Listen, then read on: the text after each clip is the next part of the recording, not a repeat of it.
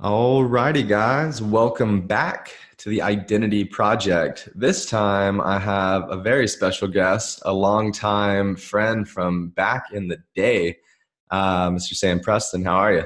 I'm doing great. How are you? I'm doing well. I'm doing well. So, dude, let's dive right into it. Let's, as we were talking before this, I'm fascinated with talking to people and just hearing their stories. And obviously, this is a platform dedicated to sharing stories that inspire.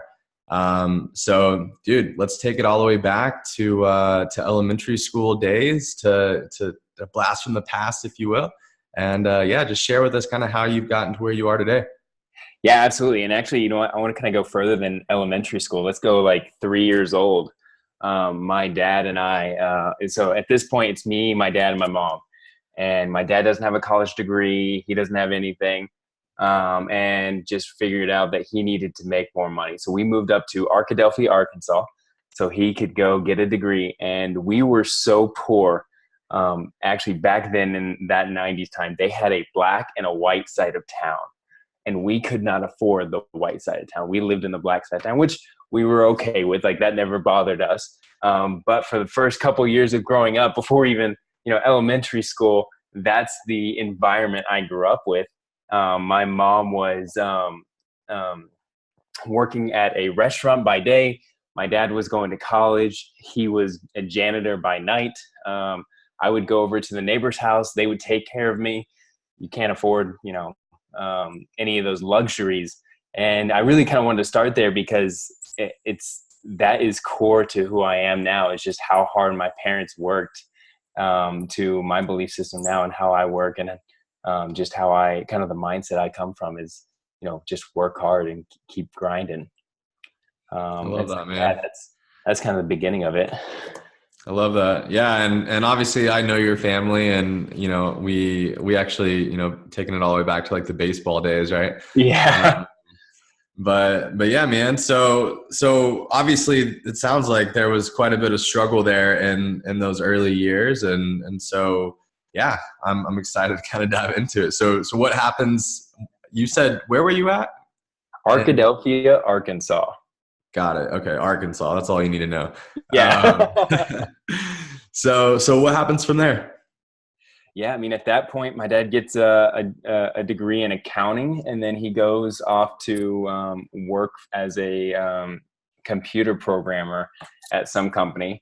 And we moved back to Plano, and then I think a year after that, we moved into the colony where my parents have lived their entire lives from there. And so moved there, and most of that story. You and I played baseball growing up. We played football together.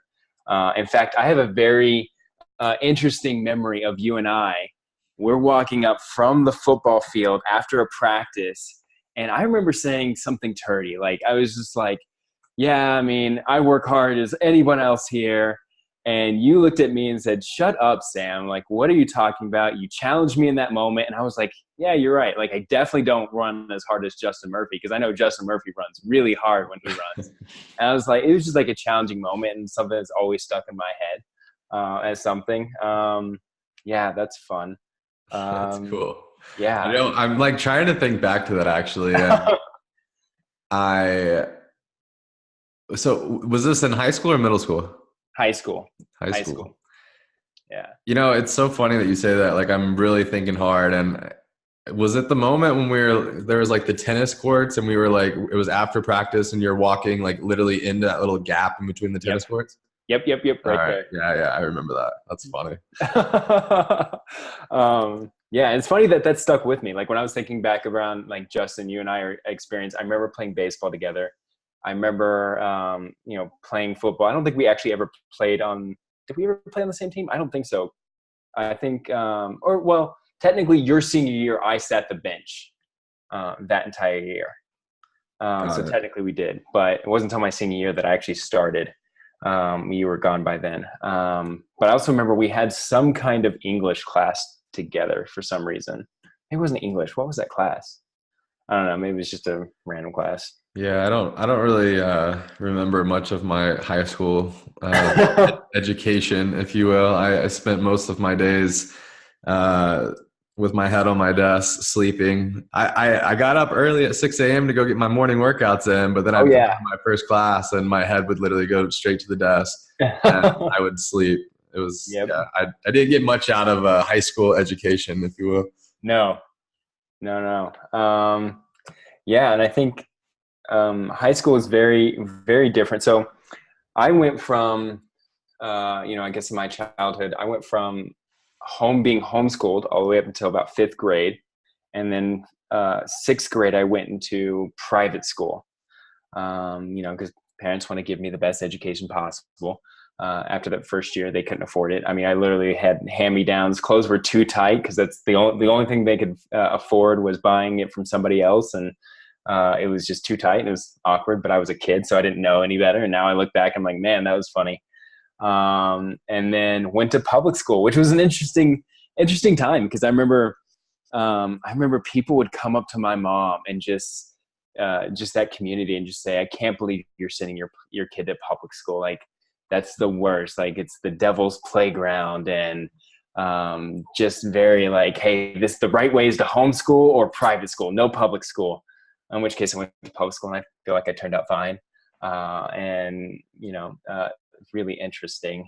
That's interesting. I mean, I guess I mean I really didn't have that. I mean, all I ever knew was public school, and I never went to private school. Or I honestly, through middle school, high school, I don't even think I really knew much about private school and things like that. I mean, I knew homeschooling, but Mhm. it wasn't until like later years where I actually started working with a lot more of those private schools in terms of like from a sports performance perspective and like working with a Interesting. lot of those athletes that I found out about like the Jesuits and those schools. But yeah, man, that's interesting. I mean, I think it's an interesting point just diving into the conversation of like the environment, right? And like you have some people that maybe judge these schools in such a way, and maybe you feel pressured that if you don't put your school or put your kid in a private school, then you're Right. not giving them the best education. But I don't know if that's necessarily the truth, and most people can't afford to do that. So, I don't think that we should guilt people into feeling like that. No. I mean, and we'll probably dive into part of my story is I never finished college. I don't think that, obviously education is important, but you can give someone the best education in the world, but it depends on what they do with it and how they use it. Or you can give someone like Henry Ford no education, he can build, Ford as we know it. So, 100%. I completely agree. So how did you I mean, obviously you have a story here of, overcoming adversity, right? Which a lot of people do in different ways. And sure. I mean, I think obviously you have a financial driver behind that, which that resonates with me as well. Like I didn't grow up, like my family did not grow up with like tons of money or anything like that. But I appreciate it because it's Right. made me it's made my work ethic like phenomenal.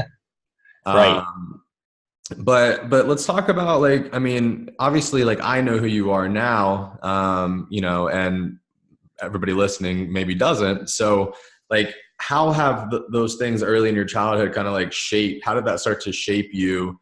You said you decided to, I guess, did you drop out of college? Did you start at all or no? Yeah. So I played Okay. college football for about a year.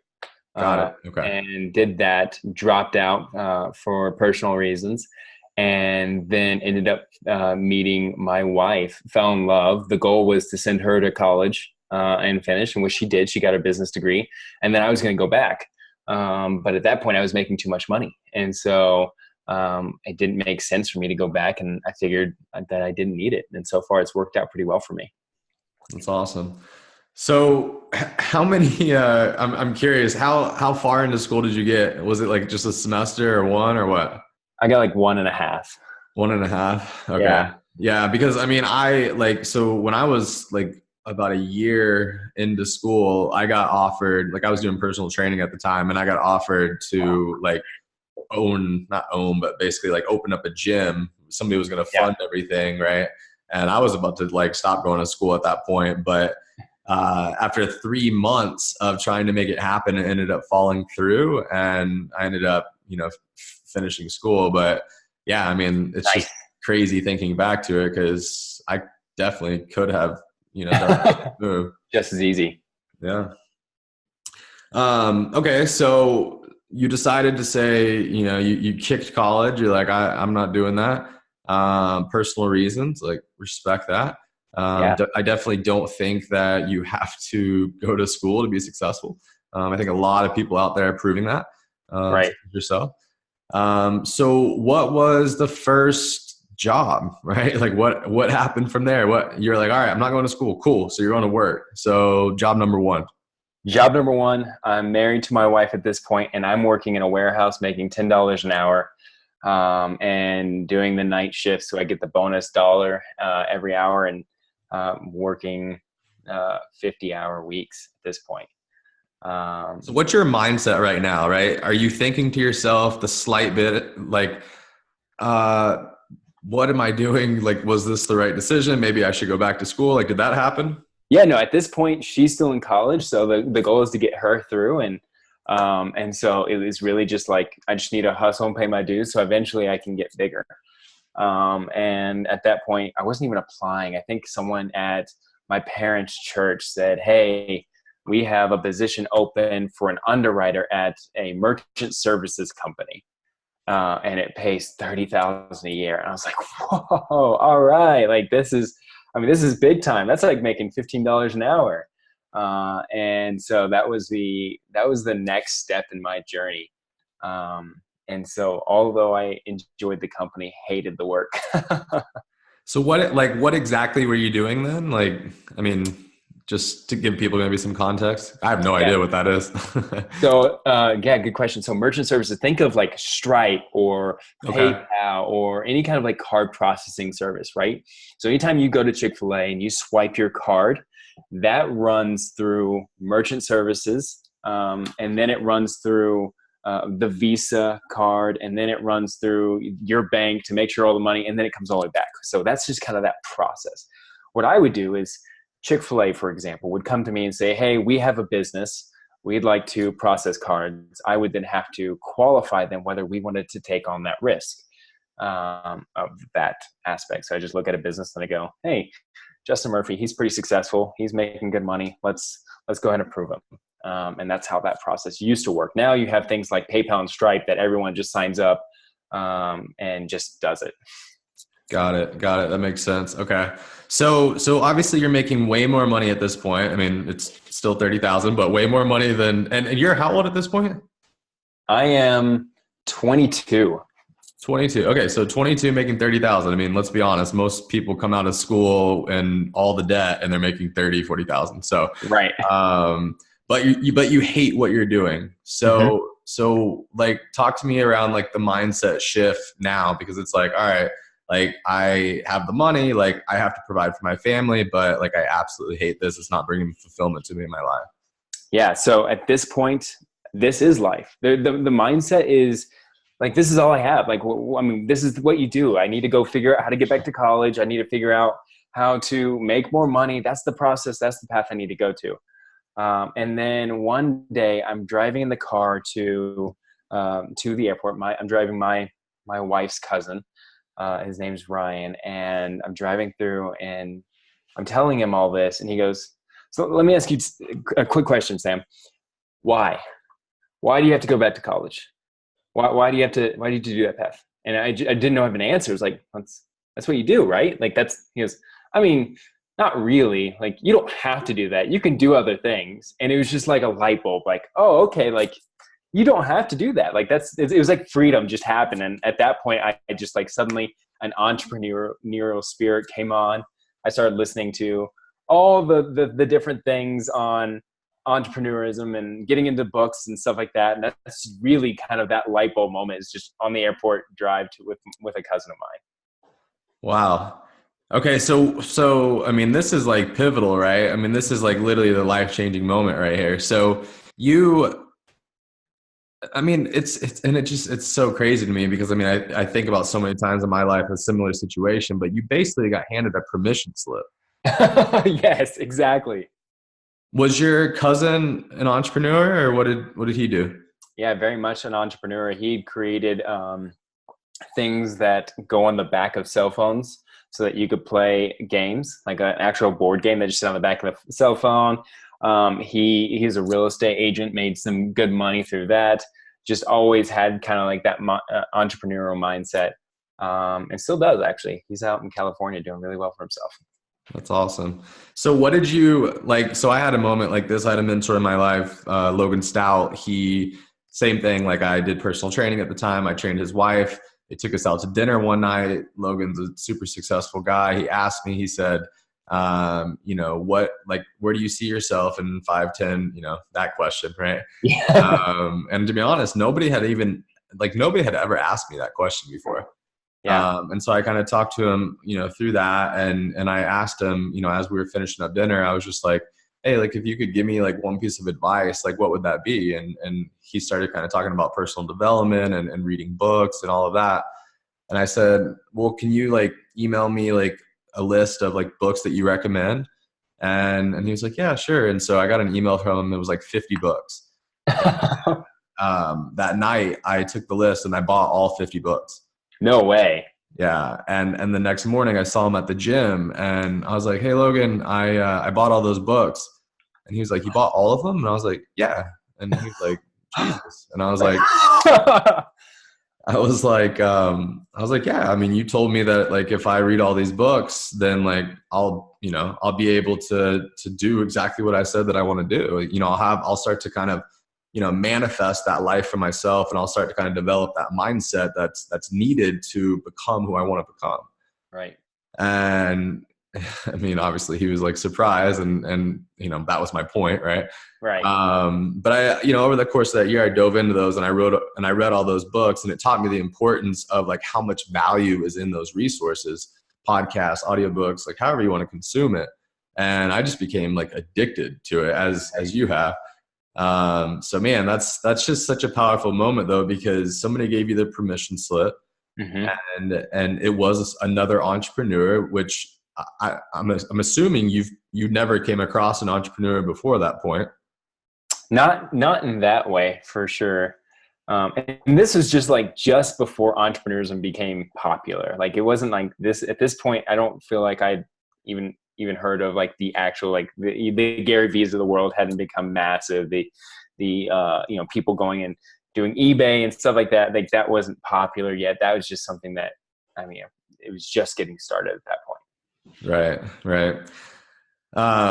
Okay. So what, I'm curious, what was the first thing you went to consume? Like, what was the first piece of like, I don't know, like personal development, if you will, content you consume right after that? And how long? So that day it happened in the car, how long did it take for you to go consume content, and what was it? Ah, man, that is a good question. Thinking back, it was probably How to Get Rich. What is it called? How to Get Rich by Dale Carnegie is can't think of it. It's basically like, no, you know what it was? It was How to Win Friends and Influence People. That was probably the first entrepreneur book that I ever read. And I would probably say every entrepreneur has read that book. You have to, and in order to put that on your, title, it's like you have to read that book. Yeah, and like if you want to have entrepreneur on your Instagram, you better read that book. Exactly. And so after that, I think it was definitely the How to Get Rich from Dale Carnegie. I think I'm butchering the title of that, but definitely Dale Carnegie. Yeah, I know what book. I actually have it sitting right over here.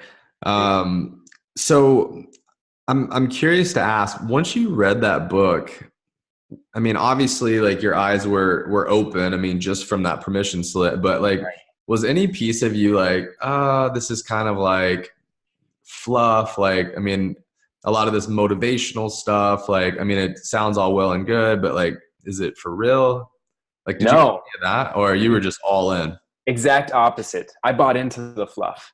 I bought into the hype. I was the fluff. I was the hype. Like it's one of those things where I went from thing going, oh, I can create this. Oh, I can build this into a business. I can do this, but not actually putting in the work or the actual things that have to go into to actually make it successful. I just thought if I had the idea and I put a little bit of energy into it, it would become something. And so, no, I definitely bought into the hype of it. Got it. Got it. Okay. So sipping the Kool-Aid, huh? Okay. So what happens after the $30,000 job? Like, what's the next job after that? And how, like, what did that transition look like? It was an interesting one. So at that point, I was like, I've got to try something else. I met a real estate agent, and this guy brought me on and basically said, "Hey, you want this? You'll make millions of dollars doing this." And I was like, "All right, yeah, I like the idea of making millions of dollars, and I can sell houses. That's cool." So literally quit my job and jumped into it, not realizing, oh, well, I don't have any savings. I don't have anything to help me. What happens if I'm not making any money? I just kind of, again, believing in the hype and the fluff, like, I got this. This is going to happen. And unfortunately, the guy that brought me on said he was going to teach me everything and to help me make it up to that $1 million. But then he was more interested in his political career and getting elected than he was teaching me, which is fine because that was what he wanted to do. And I just wasn't prepared to start a business. Like I wasn't there yet. So complete fail. Just nothing came of it. I don't think I sold one house or even had a client from it. Wow. So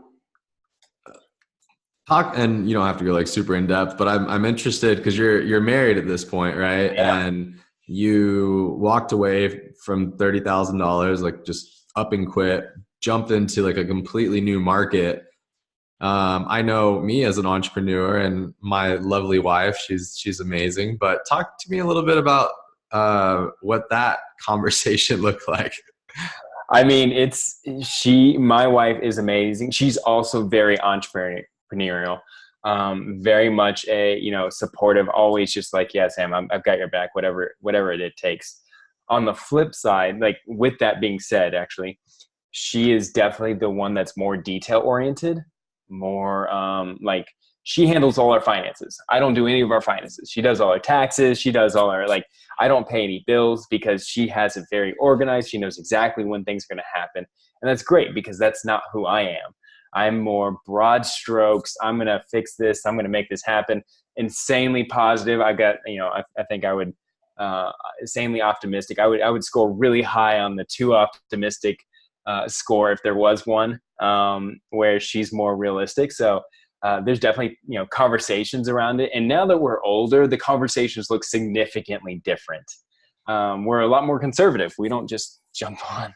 Like I wouldn't quit everything I have to go be a real estate right now, a real estate agent. So yeah, conversations are different, definitely different now. Got it, man. Yeah, that's so funny. I mean, I'm actually, Alex and I are like in the same. It's the same thing. I mean, it's so similar. Like I'm just like, what is it, like ready, aim, fire, and then there's like fire, aim, ready, or whatever. Yeah. Like, yeah. I mean, those are the polar opposites there. Oh, but it's so needed. So needed. Yeah, 100%. You got to take risks, right? I mean, you can't just, you can't, like you said earlier, you can't just dream and not do. Right. So, man, okay, so yeah, okay, so what happens now? Like, I mean, this is basically this is like your oh shit moment. Yep. You're probably back to like, I need to start making actual money again. So what happens from there? I go get a job at Run On, little shoe store, and start selling shoes. And then at that point, I'm also starting to go to a bunch of entrepreneur groups and starting to network and meet people. And from there, I was able actually to get a project management job at an app development company called Bottle Rocket. And so at this point, what I learned is my greatest skill, and probably one of the biggest reasons why I didn't go back to college, is my ability to make friendships. Like I love people. I genuinely love people. It's not even fake. And people like me. They just tend to I'm very agreeable, almost too agreeable.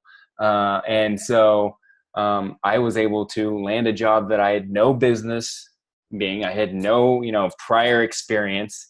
and got to do that and work on some of the coolest apps in the world that are still on the App Store today, and did that for about 2 years.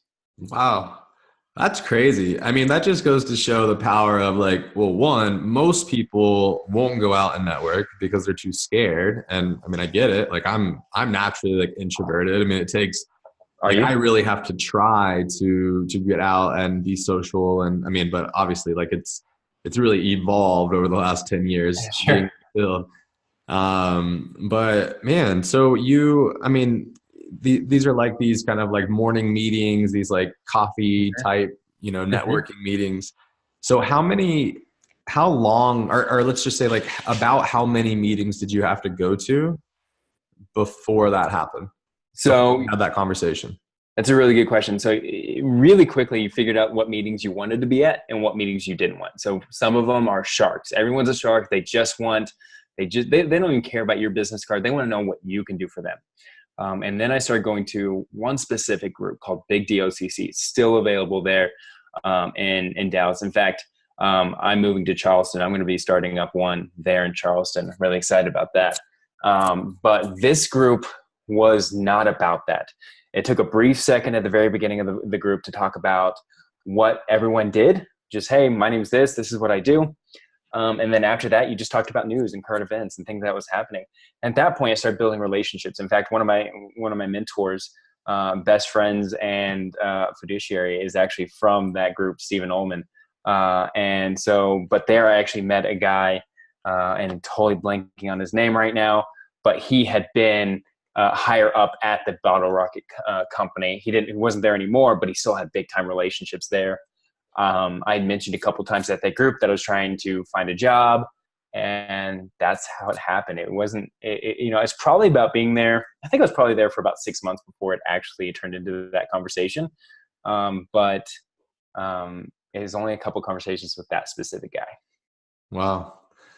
That's crazy, man. I mean, this is just an example of something that just like blows my mind. I mean, that literally, like you just putting yourself out there, I mean, changed the trajectory of your life. And I mean, the more self-help type stuff you dive into, like you hear this type of stuff all the time. Like, Right. go do it, and it's easy to say, but most people don't actually ever go do it. Right.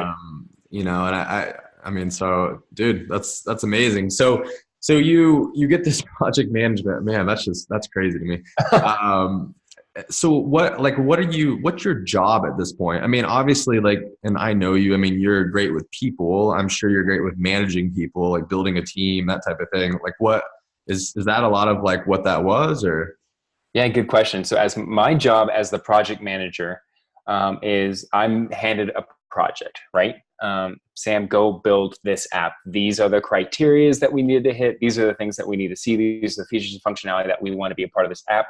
Then I go to my developers and I say, okay, hey, how long is it going to take for us to build out this entire app, each functionality? So we build out the timeline. From there, we used a system called Agile, which is basically a thought process or a, what's the word I'm looking for? Basically a system that allows you to be extremely productive and extremely efficient. So I would basically, my job is completely just organization and make sure everyone else is doing their job and make sure everyone can do their job.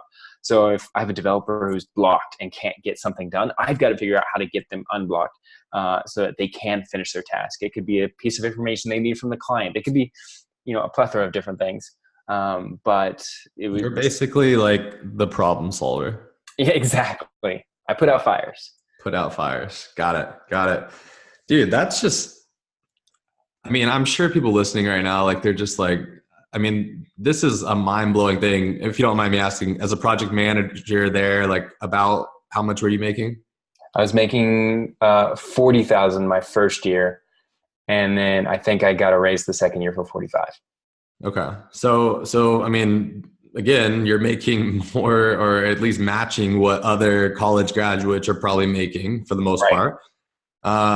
So man, that's crazy. So, I mean, it just like, I have a buddy that, I was kind of in like the training and coaching space with for a really long time. And recently he kind of like completely walked out of the space and, started working at HP. But it was a relationship that he had built with somebody high up in HP that got him a really good paying job without having a Right. college degree or any of that. And so this is just a similar story, but yeah, I mean, I think it's just such a big takeaway for especially like young listeners out there, like you like go intern for somebody that you admire and you want to learn from, like go offer Right. to work for them for free, like, and get out there and network. I mean, all of these little clubs were like, I mean, most of them are like free. Some of them you have Yep. to pay like a small amount, but man, that's amazing. So, all right. So you work for that company 2 years, you work on a lot of apps. I'm sure you learn a lot. And then what happens after 2 years? So I'm the boring one between me and my wife. I grew up in the Colony, Texas, and you know that. My wife was a military brat, so she grew up in Australia and islands off the coast of Portugal and all over America. So after a couple years of being married, she said, "Where are we moving?" I was like, "What do you mean, where are we moving? You want to go to McKinney? We can go to Carrollton. Where do you want to go?" She goes, "No. I'm thinking mountains. I'd really love to live near mountains." So at that point, I realized, okay, I want to go to mountains. Let's do it. We're young. We don't have any kids. Let's see what happens. So I learned the project management system, but I felt like if I wanted to continue my entrepreneur career, the next thing I needed to do is learn sales. How do you communicate clearly? How do you sell somebody on a concept and a theory? How do you get people bought into what you're selling? And that's what I wanted to learn. And so I was basically just going after sales jobs and found a sales job at an amazing company called Ambassador. That's actually the current company that I work for right now, and absolutely love it. That's amazing, man. So what do y'all sell there? So it's a relationship marketing software. So think of, I'm sure, I don't know if you do or not, but if you had like a word of mouth program or a referral program, someone who you say, hey, anyone that brings me a new client, I'll pay them $20. We automate that entire process. So helping you enroll people, tracking and attributing everything that has to do with that, rewarding your people for bringing you business, so that you're not manually doing it and stuff like that. Got it. That makes sense. Okay. So you've been doing this, and this is another, oh wait, not project management. You're doing sales now for them. Yep. Okay. So is there any more, like, do you miss the team kind of aspect, or do you still have that? I mean, I feel like sales might be a little bit more of a lonely journey there, kind of like an entrepreneurial journey. It very much is. So I work with an awesome team in the sense that I work in Denver. We have, 5 people that work inside the office right now. They're all salespeople. Everyone's great. Everyone's really does a good job of working together and helping each other out, grow and get better and stuff like that. So, but you're totally right. I actually really miss the project management side and the team aspect. Sales has a lot to do with hitting quota and hitting your numbers, whereas project management was all about how can we make this team most effective and efficient, and how can we all work together to accomplish our goal. And so there's definitely an aspect of that I really miss. Yeah. That's awesome though, man. Well, dude, good for you. That's, if you think all the way back to the very beginning, and all the adversity that you've had to overcome. I mean, we didn't even go into, I'm sure the psychological part of, this whole journey and just, the ups and the downs. But here you are, and you're crushing life, and you're doing, if you start thinking about things now and and I know you're somebody that you set goals and you're big with like personal development and like all of that type of stuff. So, obviously you're jumping around and getting experience in all these different little like niches, if you will. Sure. But what do you ultimately like? What's the dream for Sam? Like, what do you ultimately want? That's a really good question. And I don't know if I have a good answer for you. I don't know of what I ultimately want. I think everyone so quickly jumps into, I want to own my own business and I want to be an entrepreneur. And I think that's great. And I still very much have an entrepreneur spirit. In fact, I have my own company. I'm sure we're going to have a conversation about that here shortly.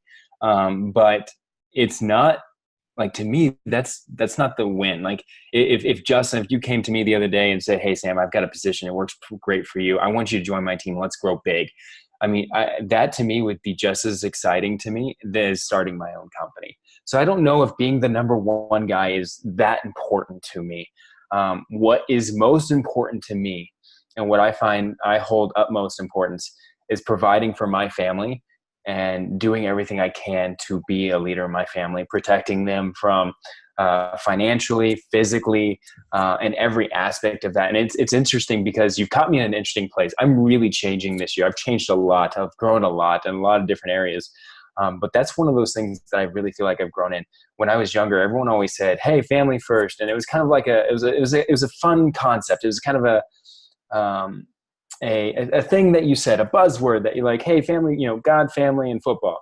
But it really hasn't been till this year, and I know we're only 2 months into it, that I've gone, "Oh no, no, no! It's my role and my responsibility on every level to lead my family."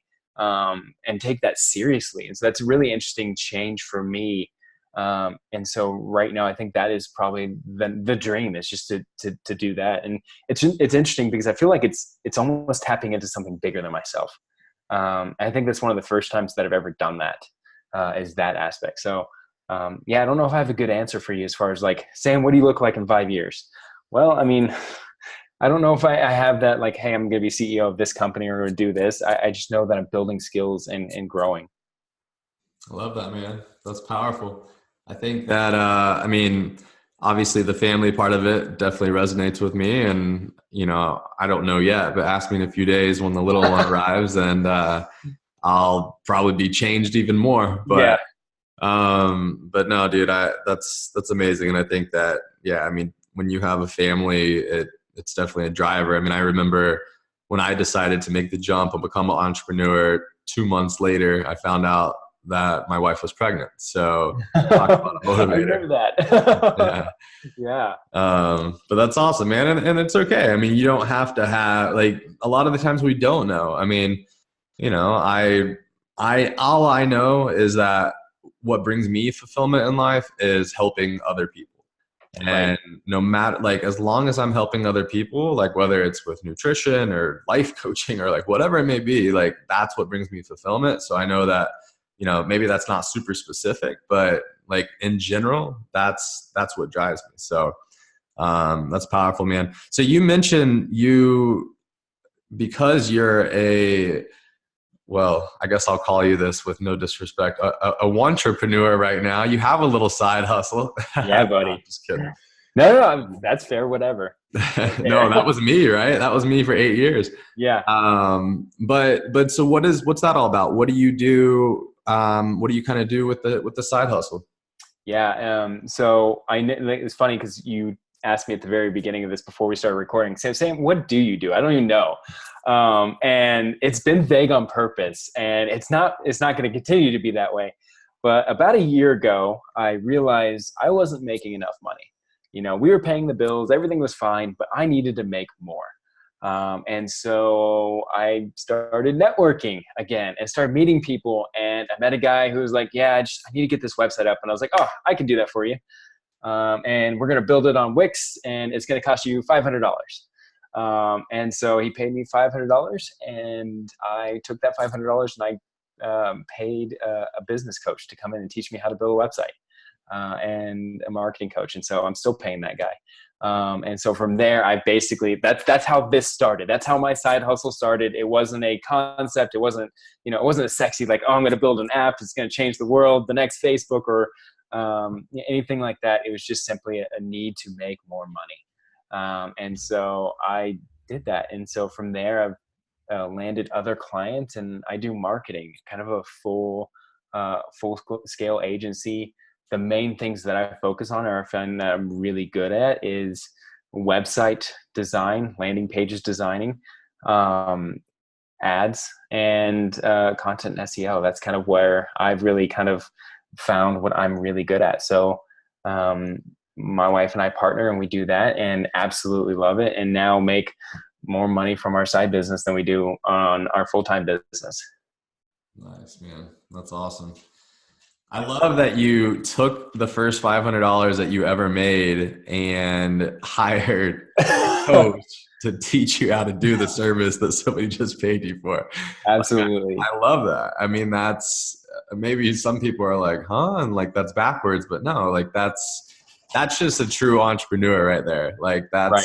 that's the hustle, right? I mean, it all goes back to a concept, you know, I talk about all the time within like nutrition, but it really applies to everything, which is the information is out there everywhere, Hmm. like Google and YouTube, right? Yeah. But the magic is in the application, right? Right. And so, I mean, you can sit here and go out and study and all of this stuff, but like when you hire a mentor, when you hire a coach, they kind of allow you to collapse time and bridge that gap, right? They've been there, they've done that. They're going to teach you faster than you sitting here trying to consume all of the information and trying to dissect through like what's good and what's bad, I guess, right? So, Yeah.